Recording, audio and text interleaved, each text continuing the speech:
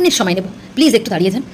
আপনার যে প্রতিবাদের ঝড় তুলেছি, প্রতিবাদ না মানে একটা বিচারের আর্জি জানাতে যেভাবে রাস্তায় নেমে পর্যন্ত গেছি, সবার আগে আপনারা একটা কথা শুনে রাখুন।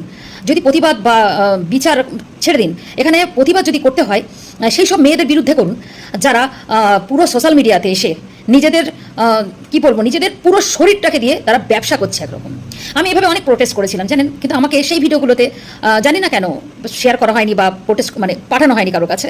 তো যাই হোক, আমি শুধু একটা কথা আপনাদের কাছে বলতে চাই, দয়া করে তাড়াতাড়ি করে প্রতিবাদ যদি করছেন, এই প্রতিবাদটা তাড়াতাড়ি ঝড় তুলুন। যেখান থেকে সোশ্যাল মিডিয়াতে আমরা শিক্ষণীয় ভিডিও দেখবো, যেখান থেকে পড়াশোনা থাকবে, রান্নাবান্না থাকবে, খেলাধুলা থাকবে, শিক্ষণীয় ভিডিও থাকবে, যেখান থেকে দাঁড়িয়ে এই প্ল্যাটফর্মে কোনো রকমের গা দেখানো, শরীর দেখিয়ে মানে উত্তক্ত করার ভিডিও থাকবে না। যেখান থেকে দাঁড়িয়ে তারা তো তাদের নাম্বারটা দিয়ে যায় না, ইভেন তাদের দেখে সাধারণ মেয়েদের, সাধারণ মহিলাদের নির্যাতিত হতে হয়। তো প্রতিবাদটা এটাও করুন প্লিজ, এটা আমার একান্ত ব্যক্তিগত